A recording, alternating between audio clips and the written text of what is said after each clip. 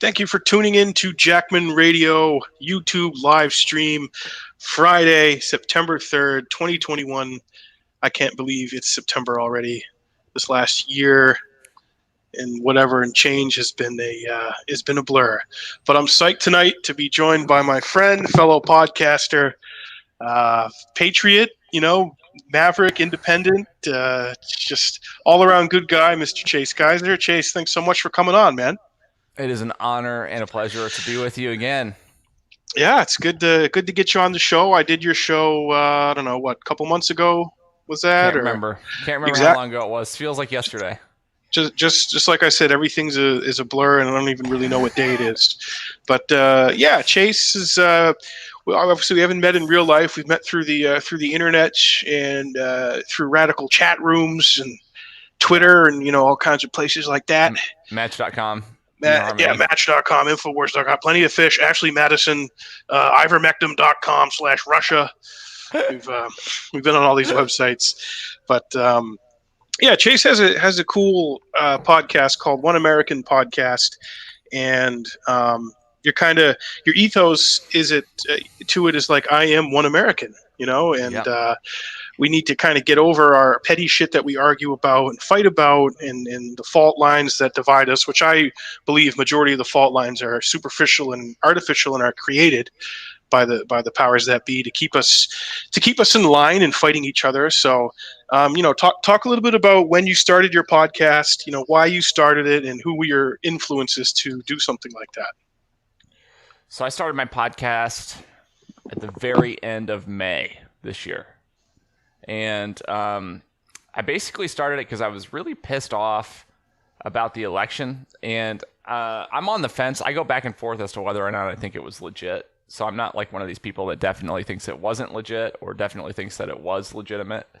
But I was very disappointed on January 6th when, after the quote-unquote insurrection happened, I saw all of these Republicans who I previously identified with just totally back down on doing the vote that they were going to do to sort of protest the election results, right? So there were several Republican leaders that were going to vote not to certify the election in protest, and I thought they meant what they were saying.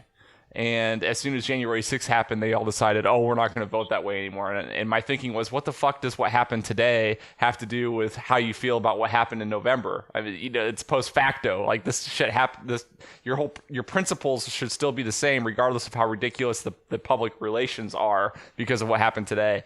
And so when that happened, I was like, all right, the Republican Party's full of shit. I'm not a Republican anymore. I am one American. And I still have conservative values in the sense of, I believe in free market capitalism. I believe in individual liberty, things that Republicans are supposed to fight for, but I guess they really, looking at it, they haven't in at least 20 years, probably long. I like to joke that JFK was the last Republican president. So I've gotten to the point where I just like, what can I do? I started this podcast. I interview people that I'm interested in, regardless of whether I agree with them. And the idea is just to reawaken Americanism, battle this cancel culture bullshit, this critical theory bullshit, and just try to get back to American culture and basically American chauvinism, not in the sense of we police the world and we do nation building and all this bullshit, not that type of American chauvinism, but like American chauvinism in the sense that no, our values of individual liberty and the individual over the collective are actually superior. They're fucking better. Okay, like they just are, and we should not apologize for that. And if you say that they're not better, that's fine, but fuck you. And that's why I started my podcast. Nice, awesome. Yeah, the two parties, man, they just let you down, and I kind of arrived where you did a long time ago with the Democratic Party.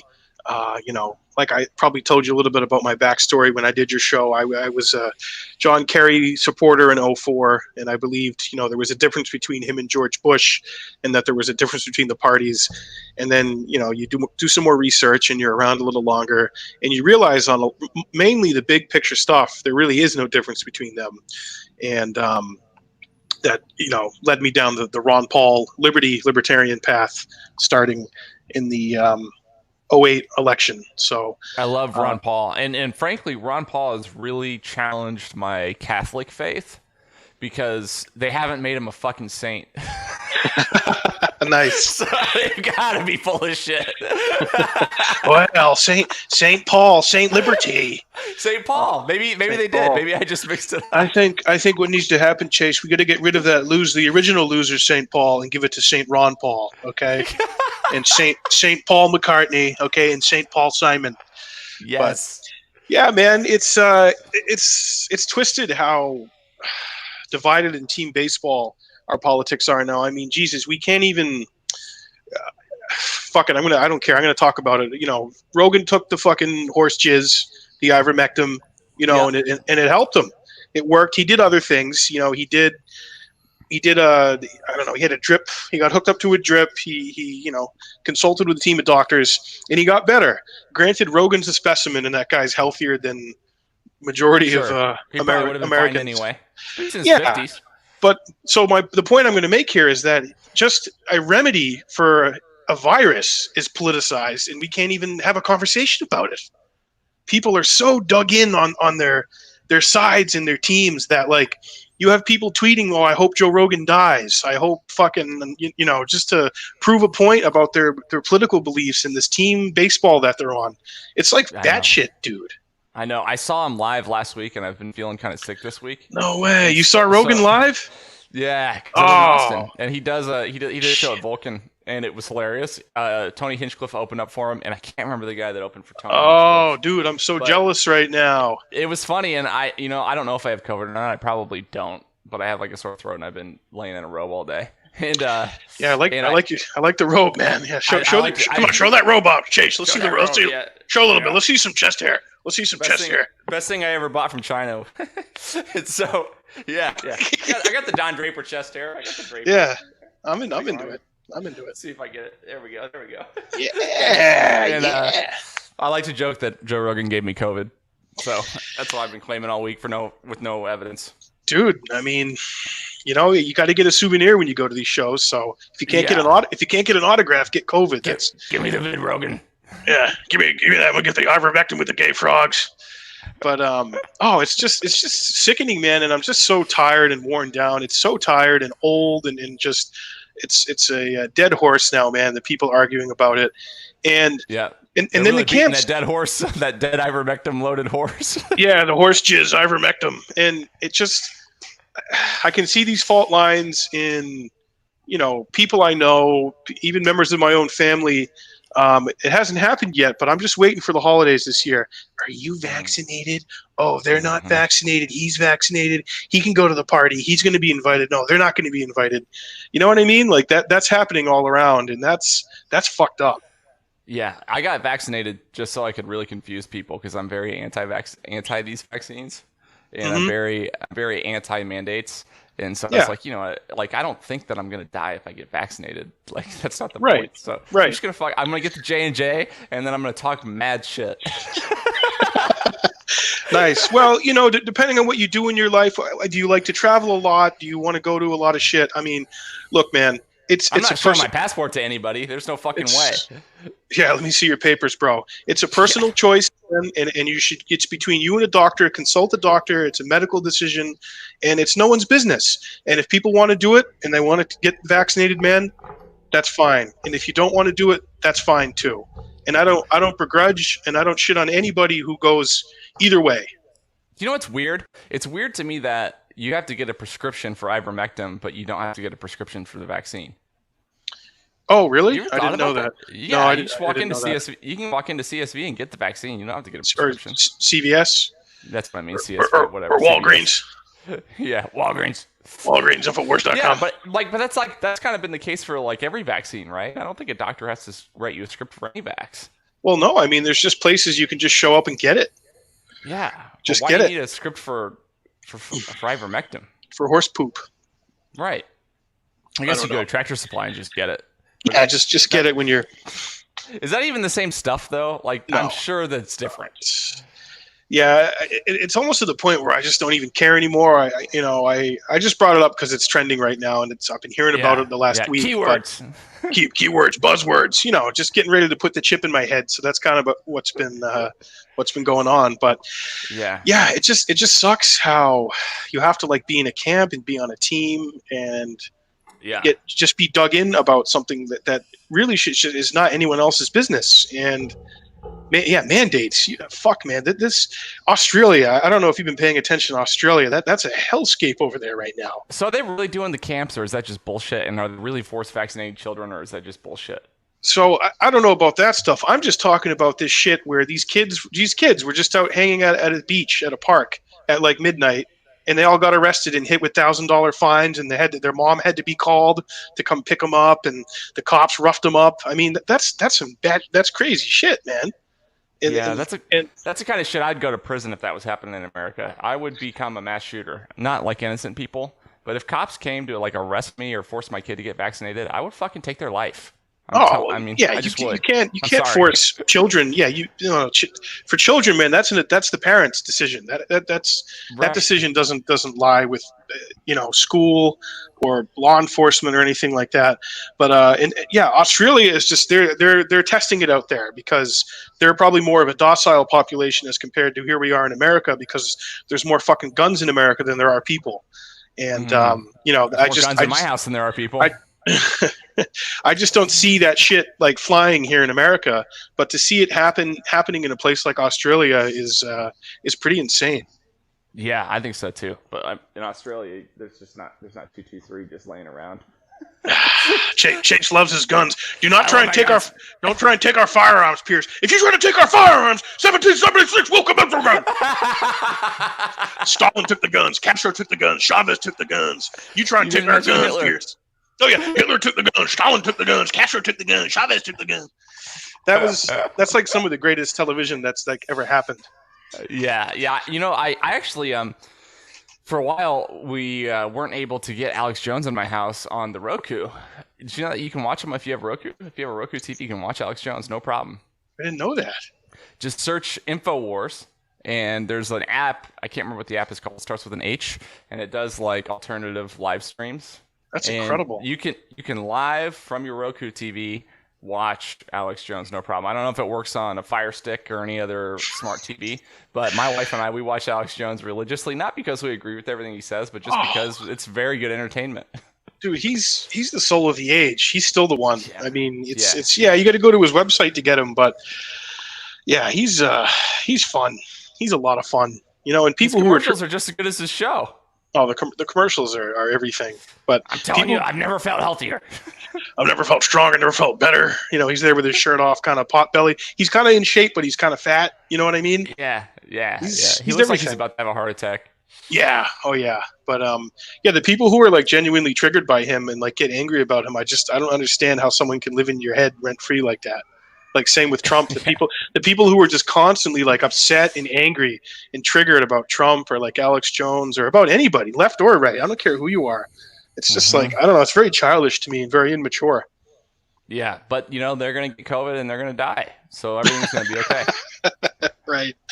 Yeah, and notice one of the things that disappointed me. I was like, none of my fucking exes died. At the beginning of this thing, I was like, man, this is going to be bad. I was dark. Like, maybe one of my exes will die at least, and they're all still alive. I checked. Chase. How many exes do you have? Were you a Lothario in your last life? No, I just have a few. Okay. Like any of them could go. Yeah. Oh, you don't wish them ill will. No, I'm not actually a hateful person, but it is a funny joke to say that it's not a pandemic if none of your exes are dead. That's true. But you never see people who are like not for mandated vaccinations, not for masks, who are basically kind of like life's calculated risks, live your life as you please, knowing that you're taking a risk with anything. And then that goes with a virus.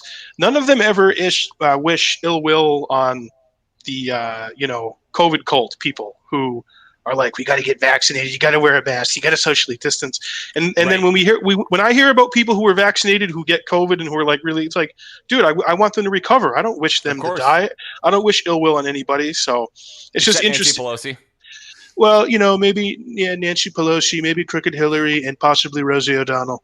But you notice that their side, they love to they hear about anyone who spoke out about lockdowns or about having to wear a mask or anything like that, and then when they get sick or catch COVID or something happens to them, they cheer for their death.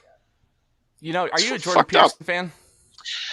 I had a Jordan Peterson phase. I enjoy some of what he says. I think there's a lot of merit in, getting your life in order and having direction and being stable. But overall, I would call myself a Jordan Peterson fan.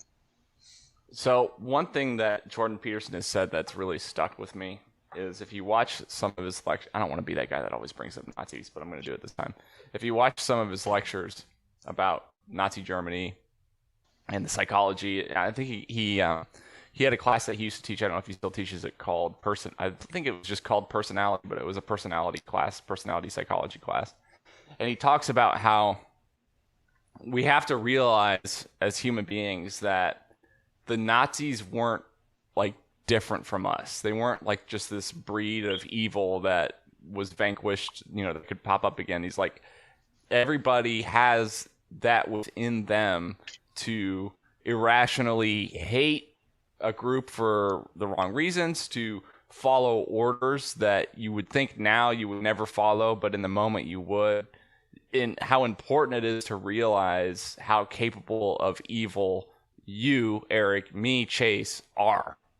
And once you realize that the evil is within you too, you're then empowered to combat it. And that's one thing that I've come to believe about the political parties in the United States. And, I take your point about, I don't want to say Republicans versus Democrats because it's not totally on party lines, but I take your point that the hatred seems to be a little bit disproportionate in one way rather than the other in terms of the vaccine debates. But I've come to believe that right, left, up, down, everybody's ready to commit genocide. I just think that everybody's got it in them. And you just have to work as an individual, as one American, not to be that guy. Yeah, no, absolutely. Jordan Peterson. How many Republicans would just be delighted with if every Muslim was wiped off the face of the planet? I mean, it's just there's a faction of Republicans, not all Republicans. Of course. There's a faction that feel that way. And how many Democrats do you think would be just delighted if every single person that was even present on January 6th was executed by a firing squad? Right. That's fucked up both ways. Right? To be so dug in. Yeah, to be so dug in that way.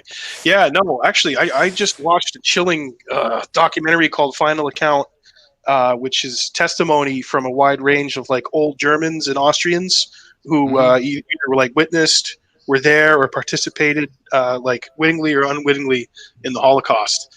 And it's exactly what you said, man. These were just everyday normal Germans or Austrians living their lives, and a climate was created and came up, and it lent itself to an environment where the absolute most unspeakable evil played out.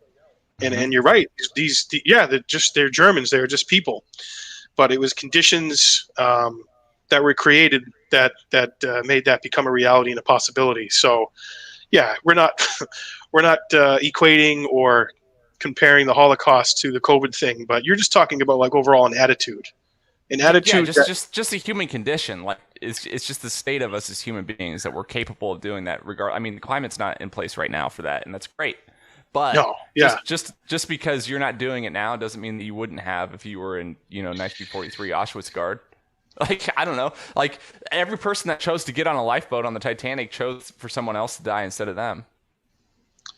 Well, I mean, yeah, their top interest was living, was surviving. Yeah. You don't know until you're put into that situation what you're going to do. I would like to think that I would be the guy that would go down to third class and pull somebody up and be like, "Why don't you get on and take my place?" I'd like to think that now. If I was on that boat, I don't know. Yeah, I don't know. But to say for sure that I would be the nice guy is just a level of self-righteousness that's so arrogant. Well, it's an arrogance. Yeah, I mean, I'd pull a Billy Zane and pretend to be a woman and jump on that lifeboat. You remember in the Titanic movie? Yeah, Billy Zane. Any room for a gentleman? Oh, yeah. I identify as female. Let me on. I have a baby. I have a child. I have a child. It's just a swaddle of poop. you know. But yeah, if you haven't seen that documentary, Final Account, man, it was it was chilling, dude. It gave me the chills. And some of these old Germans, man, some of them were like, it's not wrong what we did. Like it wasn't wrong, and they won't fucking. Do they think that the Jews were responsible for the failure of World War I still? They won't repent. No, it wasn't even that, man. It was just we don't think what happened was wrong. Like they didn't see anything wrong in what they did. So it's my wife it was creepy. My wife and I watched an awesome movie today called The Reader. Have you ever heard of it? It's from 2008. It's got Kate Winslet in it. Speaking of Titanic and Nazis. The Reader. Very good movie. I don't think it's a true story, but it came off like one. Yes. I highly recommend it. Don't watch it with your parents because there's like a ton of sex in it. Well, yes, her boobies are in it quite a bit, if I remember correctly. Yes. Which is good. Anytime Kate Winslet's boobies show up, man, sign me up. Yeah, I've seen this movie. She seduces some very young German boy. She's like in her 30s. That's like the first third of the movie, and then he goes to law school, and while he's in law school, his class goes to witness a trial of Nazis that were identified in a book that had recently been published, and Kate Winslet was, come to find out, one of the guards of a tragedy, right? And so this whole movie sort of captures the feeling of, all right, here's a normal person who's totally humanized in the beginning. You had no idea about her past. She's obviously not a sociopath. She's just a regular, older woman. And you find out that she was involved in this sort of tragedy where she could have saved a bunch of Jewish lives, and she chose not to, right? Back in 43, And it's just a really interesting movie to watch because it captures that truth that these were regular human beings that committed these atrocities. They weren't, like I said, they weren't like these. Some of them were brainwashed, I'm sure, but a lot of them were just showing up to work, man. Just like you see with what's that famous psychology study of the prisoners? Well, the banality of evil. Oh, that's the out in California, Stanford Prison Experiment. Yep. Same thing. Normal people showing up to work, and just the environment brought out the worst in them. So I'm all for personal responsibility, and it's still your fault if you do this terrible shit. But the fact that somebody else did it doesn't mean that you're not capable of doing it too. Yeah, no, absolutely. Yeah, Kate Winslet. I got a very big dose of Kate Winslet on my flight back from Hawaii. I flew Delta Variant Airlines, and I watched Mayor of Easttown. My brother had already seen it. Like lots of my friends had seen it. I've been hearing about it for like a year, and it's like I never have fucking time to like just sit down and watch this shit and binge it.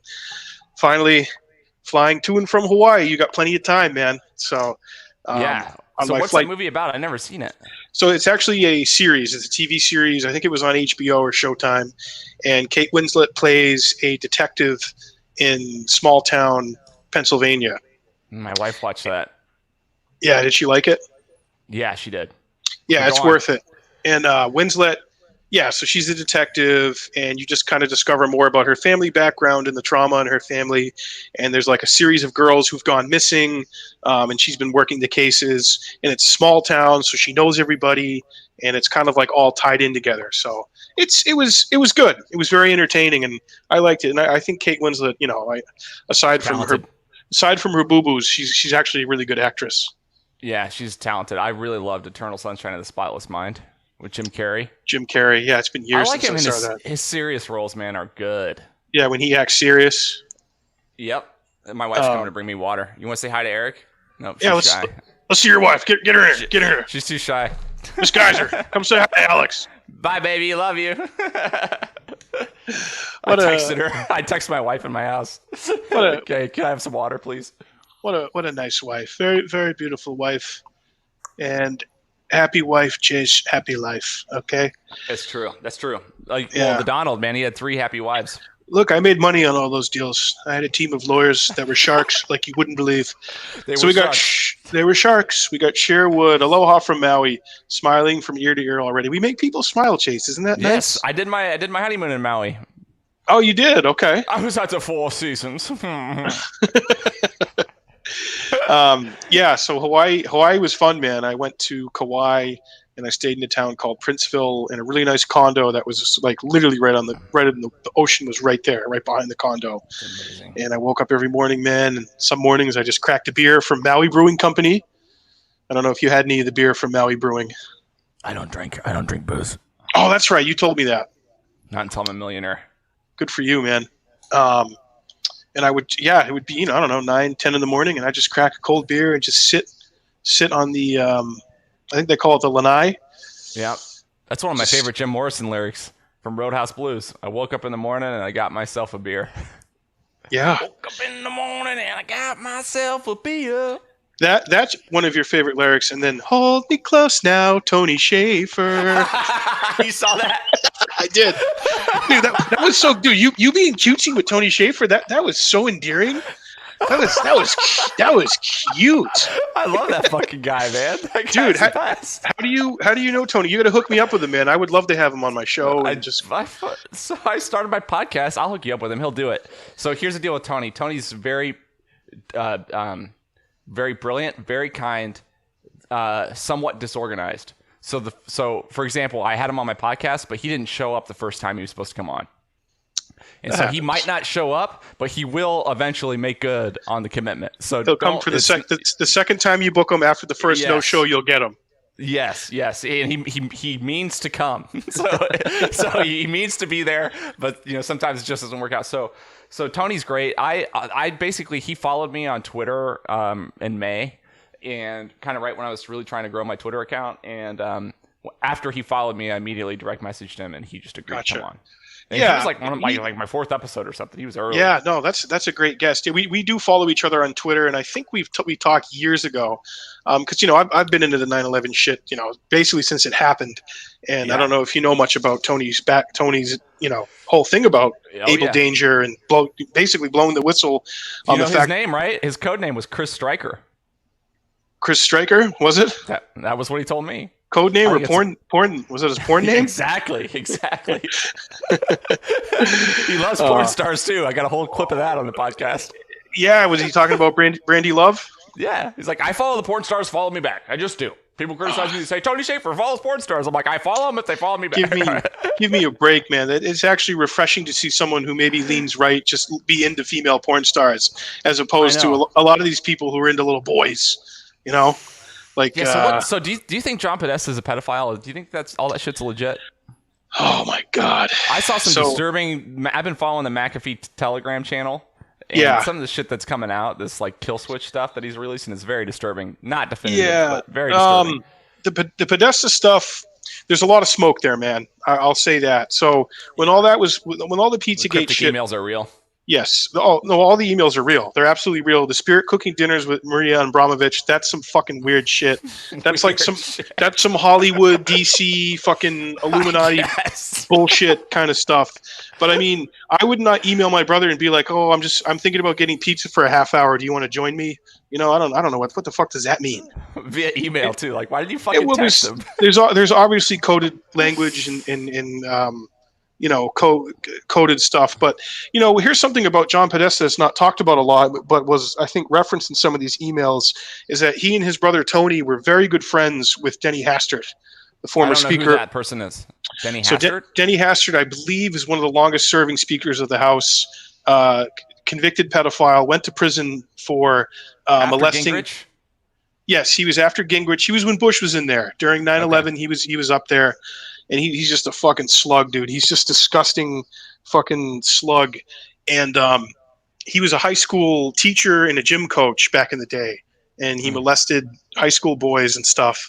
And he had a payoff going for probably 10, 15, 20 years. And that's how he got caught. Someone did an audit of his finances. And we're like, what are these payments all about? He's paying parents off? Like he molested a kid and then pay him off? Either paying a victim or someone connected to a victim or knew that he had done this stuff.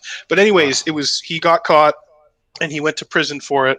And the judge is like, yeah, you're a sadistic abuser of children and justice is being served here. But John and Tony Podesta, going way, way back, were very, very tight with Denny Hastert and had traveled overseas with him for stuff.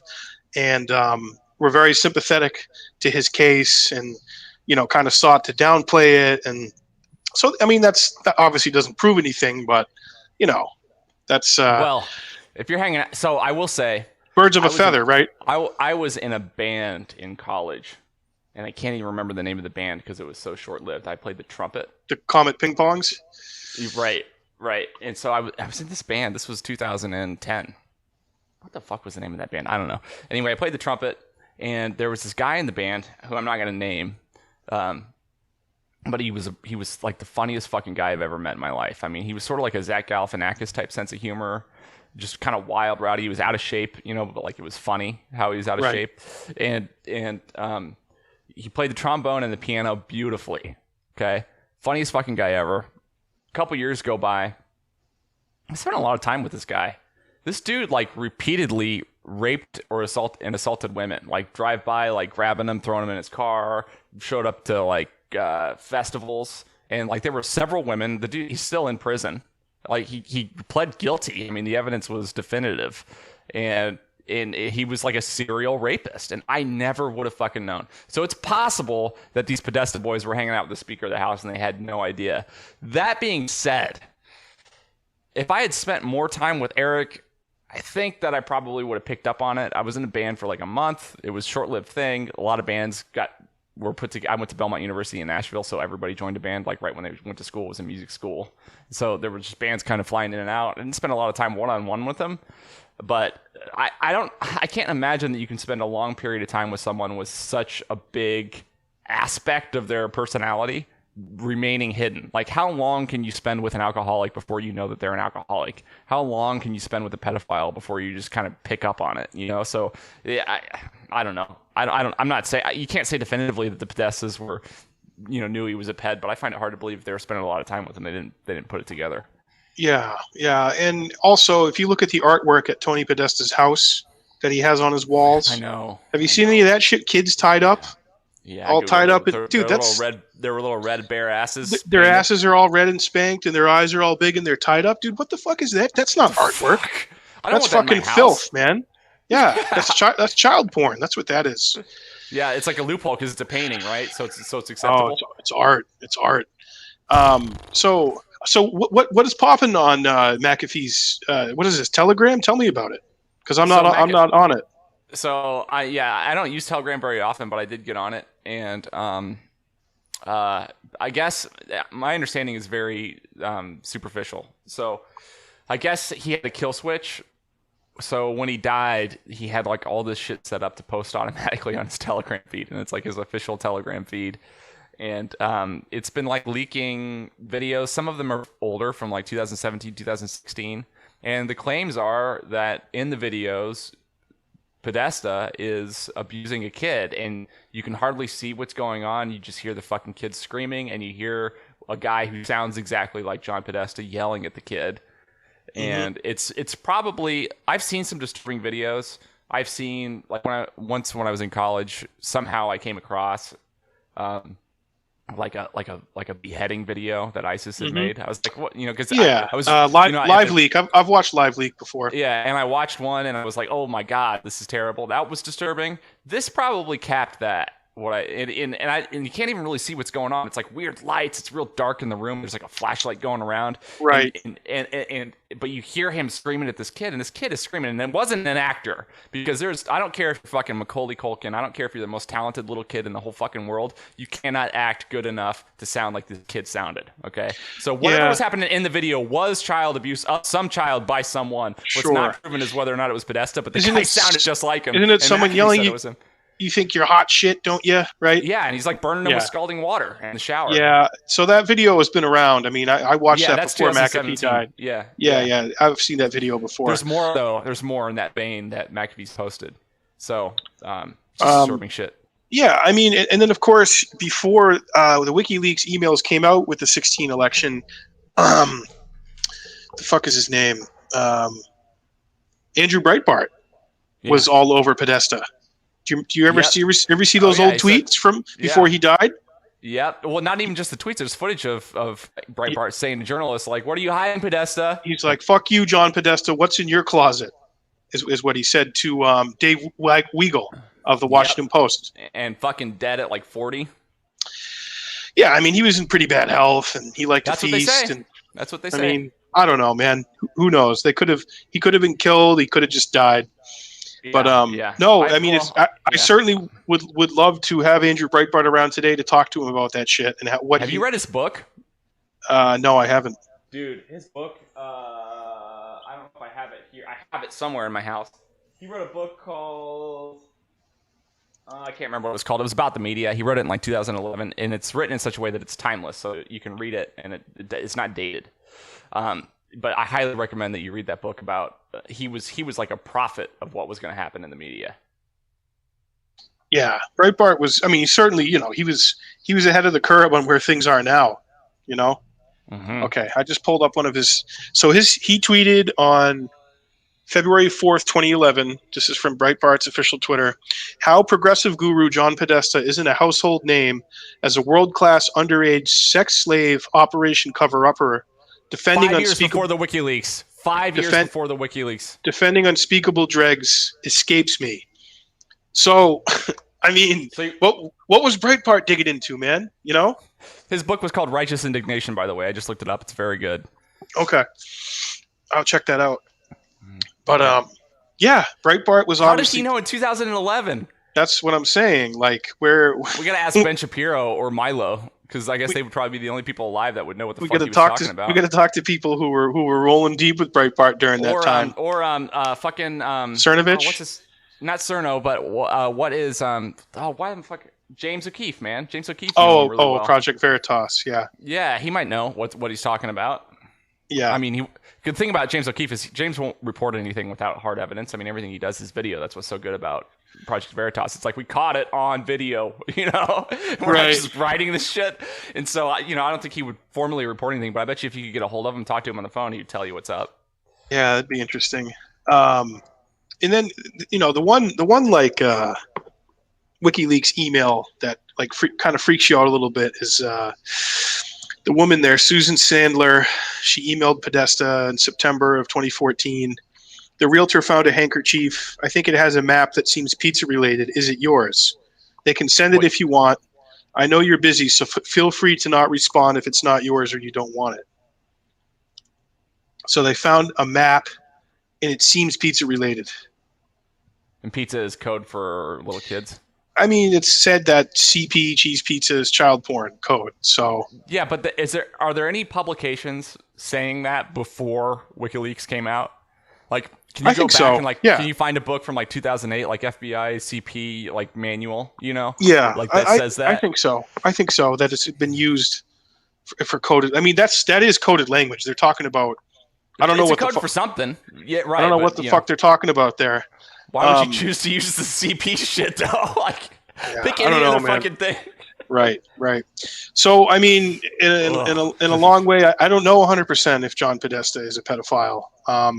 Like I said, there's a lot of smoke, and then when you look at that Comet Ping Pong crowd with James Alefantis and the bands that they had performing in there, have you looked into that? Like the sex stains and very superficially, very surface level. So do you know Ben Swan, the independent journalist? I don't know Ben Swan. Enlighten me. Ben Swan, he worked for RT. He was independent. He worked for like an actual corporate media outlet. I think a CBS affiliate. Trying to remember where, but he reported on the Comet Ping Pong shit. And this is like something. Is that different from Pizzagate, or is it the same place? Yeah, no, that's what it centers around. Comet Ping Pong, the I see. That pizza joint in DC. Yeah, run by a guy named James Alefantis, who was. Named one of DC's 50 most powerful people. So was that debunked or not? Well, so everything says it was. I know, but was it actually debunked? So what I point people towards is some of the bands that played there. They had a music video, where in the video there's just weird, creepy shit, and there's like a box in the video, and then on the box clearly is that swirl. The pedophile boy lover swirl. Have you ever seen that swirl, bro? So the FBI. This shit to know. Yeah, well, I have looked into the Pizzagate shit when it broke. So, of course. That swirl was identified by the FBI on a declassified memo that showed you how they like talk to each other and communicate, and it's a very distinct swirl. Okay. And on the video, in the video, it's there. And this is a band that played at Comet Ping Pong a lot. So that was kind of like, that's a little fucking weird. That's a weird coincidence. So, Yeah. you know, that was there. Try to And Google then, it. It's hard to find. yeah, Google, try, fuck is the name Pizzagate of the band band? swirl, maybe. Yeah, yeah, Try it. yeah, Pizzagate. Does it have like the? Oh, it has like the red. It's like a red eye with. No, I don't know. let's see if I can. Yeah, Google might have censored it too. I'll try DuckDuckGo. DuckDuckGo is my spirit animal, dude. DuckDuckGo, yeah. Okay, I'm getting totally different results now. I see a pizza that's it's cut in the shape of the fucking satanic star. Yeah. Oh yeah. But no, you know, dude, there's a lot of smoke there. That's Okay, pretty much yeah, my final. something weird is going on, but we can't Yeah, know for sure. just He fell off the map. He's not doing shit. I know Tony Podesta is a lobbyist now for some Chinese firm, but John Podesta is like nowhere to be found. well, they closed down their firm after the shit hit the fan. They fucking closed up their shop, and I don't know. There's a lot of weird shit there. And if you know about things like the Franklin scandal, are you familiar with Franklin? No, tell me. So Man. Franklin dude is a huge pedophile ring in the 80s and 90s that was run out of Nebraska by a guy named Lawrence King, who Got was busted like open? he was a rising star in the Republican Party. He sang the national anthem at the 84 and 88 Republican National Convention. And this guy was tight with top brass in the Republican Party, and he was connected to a credit place called Franklin Credit, which was a credit union. And basically, he used that as his like piggy bank and his slush fund to operate this pedophile ring that really went all around the country. And it took children from Nebraska, from a place called Boys Town, which was like orphans and wayward children and stuff. And he would, fly them to DC to these row houses and elite and wealthy people's mansions and stuff. And some of the victims of this, who survived would talk about it and say, yeah, it was, rich and powerful people, connected people in politics, government, and media, and that sort of thing. So when you hear about like Podesta and those people, I don't think it's a stretch. I agree. Well, and it's weird how under your nose all this shit is. Like, when I was like 14 or 15, I went to Chicago with my family, and we rendezvoused with another family, that close family friends, and my parents were very hands off, and so they let me and my buddy Tyler basically walk around Chicago at night. Like, yeah, just stick together, call us if you need anything, kind of thing. And we were walking around, and we walked up to this homeless dude. His name was Pops, skinny black dude. He looked a lot like the dude from The Shining, the black guy from The Shining. Oh, Scatman Crothers. Yeah, and he was like, and we're like, all right, Pops, we're gonna give you $20. We just want you to tell us where we can see the hookers. We're not gonna hire a hooker. We're just 14, 15. We want to see where all the hookers are, right? And so this is like a totally uncouth story. So he's like, oh man, no problem. He's like, all the hookers, they're on Division. Go 4 blocks that way, right? So my buddy Tyler and I, we go to Division. We're walking down the street, and it's cop cars parked everywhere, not arresting anyone, and it's just like fox after fox after fox, and they're all looking at us like we're candy. And like, so I know they're hookers for sure because I'm 15, and no adult woman that's hot like that ever looks at me like that, right? And they're like, like basically advertising. And it was great until we got to a certain stretch of the road where all the hookers appeared to be fucking 14, like my age, Yeah. and at the time, and like walking with grown ass men. And like I remember one of the girls, she was like limping real bad, dude. And like, she wasn't crippled, she was injured. Yeah. Right. And the cop, we're like walking past a cop car, and she's like in fucking like rhinestone shit, like early 2000s fashion with the fake fucking pink like furs, and she's like shorter than I am, my age or younger, and she's with this dude that appears to be 40. He's gray, and he looks like he has money, and that's fucking human trafficking, like right in front of the cops in Chicago, open to the public. No one's doing anything about it. And I know you can't just walk up to that guy and arrest him, but like, come on, can't you do something? I mean, we have like one of the most sophisticated intelligence communities in the world, allegedly, even though we can't predict jack shit about anything that ever happens, whether it's 9/11 or the Taliban taking over an entire country in 3 days. But you would think they would be able to fucking use the Patriot Act to figure out who the fuck is banging kids. Like, Jesus Christ, do something about it. So I don't know, man. Somebody's paid off. Well, I think, in a lot of these cases, man, law enforcement or intelligence agencies, they're in on this stuff. This is part of their business. There was a cult in the 80s called the Finders that ran a trafficking ring, and there was CIA connections and tie-ins to it. So, yeah, it's I think it's just that's par for the course, man, unfortunately. Yeah, I think the FBI is fucking unchecked fourth branch of government, and I think they're responsible for most of the evil shit happening in America or the world. Yeah, well, exactly. I was talking to a friend the other day. She asked me, she said, is now that we're out of Afghanistan, do you think America is going to be attacked, or there's a higher threat of stuff happening here within our borders? And I said, no, I don't. And anytime there's like a plot or something comes close to happening and it gets disrupted, that thing is already an FBI operation. It's a sting. And it's like basically mentally retarded people who were led down a path by undercover FBI agents. Right. And, like the 9 out of 15 agents. 9 out of the 15 people that were agents for the fucking governor kidnappings. Yeah, the Whitmore plot, they were like all feds. They're undercovers, right? Yep, 9 out of the 15, I believe. And then, I made the point, the Boston Marathon bombing in Boston that happened in 2013. Tamerlan was there. Oh, was she? Yeah, she was in an apartment right down the road. She felt the whole building shake and everything. She was really? Mm-hmm. Wow. Yeah, I used to go to that every year, man, as a kid. Right where the first bomb went off, I would go to the finish line with my dad, my brother, and my best friends, and we watched the runners come in. Yeah.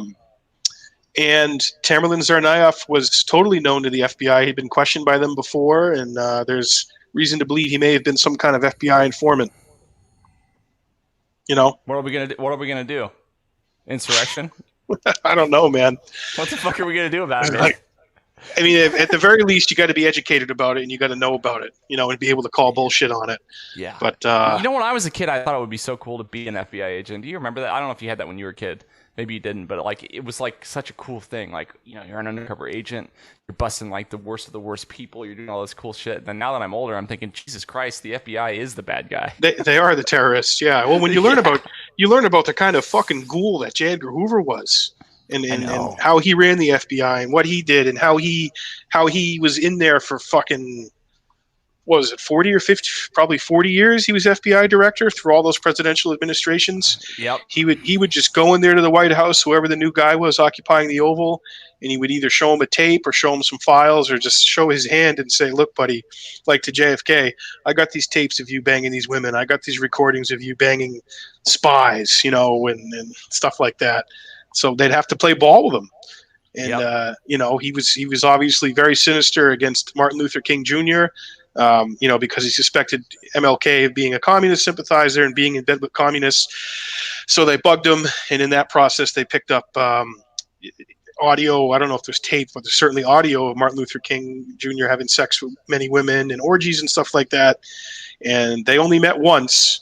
Martin Luther King went and met J. Edgar Hoover, and it's not exactly clear what they talked about, but after the meeting, he's leaving his office, and like reporters are trying to ask him, okay, what happened? And he looks rattled.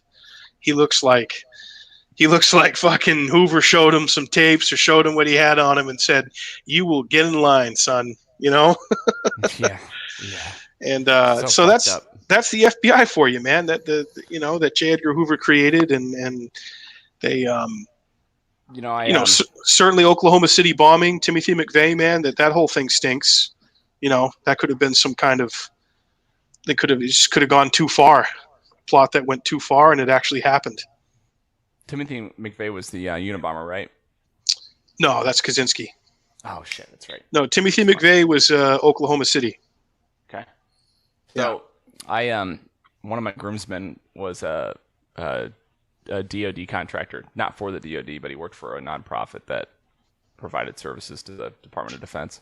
And he had top secret clearance. I was actually an intern for him for a while when I was in college. And for my groomsmen, I tried to get them each like a special gift at my wedding, that was sort of like unique to what I thought of them. And so I did a lot of research, and I was able to get this letter from J. Edgar Hoover to like just a regular plebe employee of the FBI or the CIA, whatever. He was the director of FBI or CIA? I can't remember. FBI. Yeah.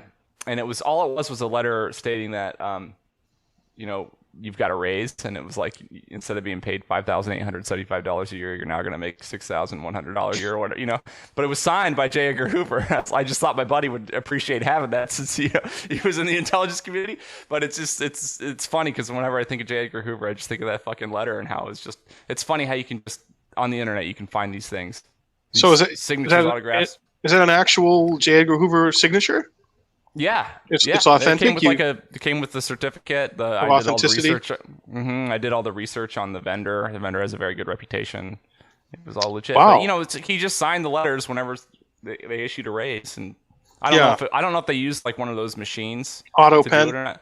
I don't think it was auto pen, but I can't remember the details because it's been a number of years. But it was legit. Hey, that's a cool gift though, man. So you got it framed and presented it to him. Yep, exactly. And he's got it hung up, I'm sure, next to a picture of his... I'm sure he hates J. Edgar Hoover, too, because he's like a very, like, we're fucked kind of guy, But it's just kind of cool to have that. I got my other buddy an Aldous Huxley signature. Oh, cool. And I got like a Ravel print for another buddy. Or not Ravel. Ravel's a fucking pianist. Who the fuck is that dude? That artist that does all the bizarre shit, the Spanish guy, with all, like, the melting clocks and stuff. I'm blank. Salvador Dali. Oh, Salvador Dali. Yeah, it's just, but it's amazing how easy it is to get art from really famous artists. It's not that expensive, just maybe a few $100. But if you get like obscure small stuff, like a doodle on a napkin or like one of 200 prints of something, you can get it, and it's like an official. Like Dali actually physically made the print, with a lithograph machine. But since it's not like paint on canvas, you don't have to pay $1 million for it. Yeah, that's a nice gift. Yeah, man, I'll get you one. Yeah, send that out to me. Actually, I for years collected autographs. I recently acquired a Britney Spears autograph from an old friend. That's cool. Yeah, so we went to middle school and high school together, and he remembered that I had collected autographs when we were kids, and he sent me a message and said, "Hey man, he's going to be moving, so he's clearing out like his childhood home. His parents still live here in New Hampshire, and he's getting rid of most of his stuff." And he's like, "Yeah, I was cleaning out boxes, and I found this magazine. I totally forgot. I met Britney Spears in like 1999 at a record store appearance or some kind of appearance down in Florida, and I got her to autograph this Britney Spears magazine for me." He's like, "Would you be interested?" Do you still have a collection? Yeah. Oh yeah, I have tons of autographs. What's your favorite one? Well, this is one right here that's handy. This is my brother's. I don't know if you can see that. Just a little bit of glare, but it looks like, is that Tom Waits? That's Pinhead. Tom Waits. Oh, Pinhead. I can't see. It looks like the front cover of Bone Machine or whatever. Yeah, that's cool. Yeah, so that's Doug Bradley. He's actually from Liverpool, England, where the Beatles are from. Sure. And he played Pinhead in the Hellraiser movies. I've never seen any of those. Are they good? Yeah, they're dark. They're really dark. Are they actually creepy still, or is it just like 80s tacky funny? The first two are like really good. The second one is my favorite, Hellbound. But my brother's like more into horror and that shit. He has a lot of horror movie directors and actors' autographs. And then I have like a lot of political figures, musicians, celebrities, hockey players. I grew up playing hockey, and I'm a big hockey fan. So I have a lot of like old Boston Bruins. How hard do you think it is to get like a Stalin autograph? I mean, it depends what's out there in circulation with historical collectors. You could look around. I'm sure Jordan Peterson might have a lead on that for you. Yeah, I'm not no commie, but like, wouldn't it be like kind of interesting to collect some of these like famous historical figures' autographs? Oh yeah, I mean that's why when any of these politicians have come through New Hampshire, I mean I have Obama's autograph, I have both Clintons, Did you ever meet Obama? Yeah, I met Obama a couple times. What do you like? He was nice. He was charismatic and friendly, and gave a great speech and everything. He's a great actor, man. Do you think he was acting, or do you think he believed it? Yeah, he's probably believes some of it, but he's a pretty good actor. But why would anybody want to be the fucking president? It's like the shittiest job ever. You don't even get paid that much. Yeah, well, if you're at a level where you're running, you're not doing it for the money. Right. You're not doing it for the money. But yeah, well, you run for office, man. There's a level of ego that's in it. There's you feel like you have the best ideas, or you're going to deliver the best policies. I don't know. But if you're just going to be a puppet, then you're not doing any of that shit. Like, yeah, you're just going to keep serving the corporatocracy like they all do. You know what? I would do it for $400,000 a year. Yeah. Just throw away all my convictions. Totally sell out and become a puppet. Do you know what's really shitty about Joe Biden, in my opinion, is that right after Donald Trump gets done being president and only taking a salary of $1 a year, why is there no reporting on the fact that Joe Biden is totally collecting paychecks? Because it's what he's always done. Look, I took Trump. He's like, I'm donating it to wounded warriors, into charity organizations. Yeah. Well, and Biden's always like, I want Trump to show his tax returns. I've shown all mine, and it's like, dude, you've only ever been paid in taxpayer money. So even if you're paying your taxes, you're a drain. Like, you've only taken money from the system, you fucking dick. Oh, Biden's been on the dole for over 50of years, half a century on the dole. It's unbelievable. Now he's drinking Dole right before they sunset him. He's a gangster of the highest order. Come on, man. Come on. He's pretty talented, though. He kicked the shit out of Paul Ryan in that fucking vice presidential debate, though. Do you remember? He just owned him. Malarkey! Yeah. Oh, yeah. No, Biden, before he turned into a zombie, he was very, very capable, sharp guy. He's not a dummy. He's not an idiot. He is now, but he wasn't then. Yeah. Well, yeah, he's a veggie now, man. But in his prime, man, Biden was a killer and a shark and a motherfucker just like the rest of them there. So at this point, it's just elderly abuse. They fucking pull the guy out for a couple hours, try to get some passable footage to whittle it down to a minute Instagram video, and that's the presidency right there, Yep. But I do have to give him credit, or whoever's pulling that string, for legitimately sticking with Afghanistan, shutting it down and getting out of there. Yep. Yeah, he got us out. Wasn't smooth, but we're gone. It was going to be ugly no matter what. I don't care who the president was. It was going to be ugly, but maybe not that ugly. Yeah, that was. Look, if I was in there, that never would have happened, Chase.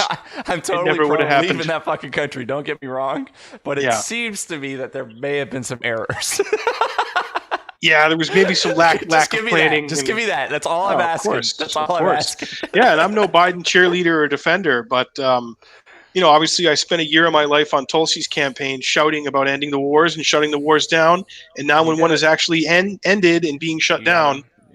Yeah, I don't care who did it. I'm supportive of whoever decides to do it. And I think, Scott Horton made the point that the CIA or JSOC or whoever can go back in there and partner with the Taliban to fight ISIS. You know what I mean? Yep. Which is like, Jesus, man. You think about it that way, it's actually pretty depressing. Yeah, we've always been at war with Eurasia or whatever, the 1984. Yeah, right. When it swishes. Right. It's so fucked up. Well, we're coming up on the hour here, Chase. What do you have coming up in the pipeline for you, man? And, what are your final thoughts? Thank you so much for having me. Got some great guests coming up. I have a soft confirmation from Noor bin Laden that she'll be on the show on September 13th. Got to confirm that for sure on Monday, but she'll definitely be on sometime this month.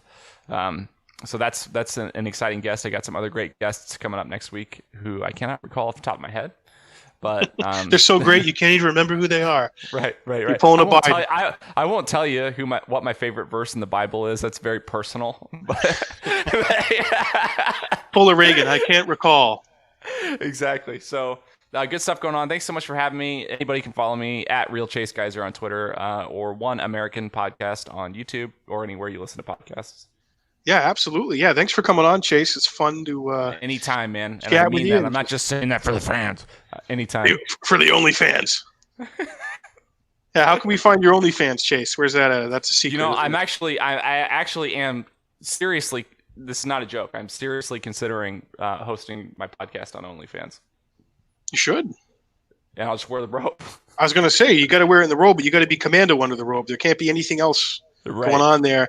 And then maybe talk about something with Brandy Love, some kind of something, some kind of collaboration with Brandy Love. She would collaborate. I bet she would do that. I bet she would do that. She's a businesswoman, man. She's a businesswoman. Smart lady. Yeah, no, I love you and Josh Smith, man. I loved your interviews with her. It was great stuff. Yeah. Well, cool. Well, everyone, thanks for tuning in. We'll keep doing these live streams every week. They're a lot of fun, just having uninteresting people like Chase and other people who are independent. Uninteresting people like Chase. No, I said. You didn't hear what I said. I said having other interesting people on, like Chase. No, I'm like you, man. I don't have people on my show unless I think you're interesting or I like you or I think that you have something to say. So. Thank you. I appreciate that. Yeah, of course, man. But if you haven't subscribed to Chase's YouTube, do that right now. It's One American Podcast. I put the link down below, but make sure you subscribe to his channel. He's doing cool stuff. He has on interesting guests. And if you haven't subscribed to Jackman Radio, click that subscribe button. Working hard to build this channel up and keep it going and try to bring some unique and interesting perspectives and content to everyone. So I appreciate everyone tuning in. And until next time, have a great weekend. Enjoy the holiday weekend and be safe and love one another.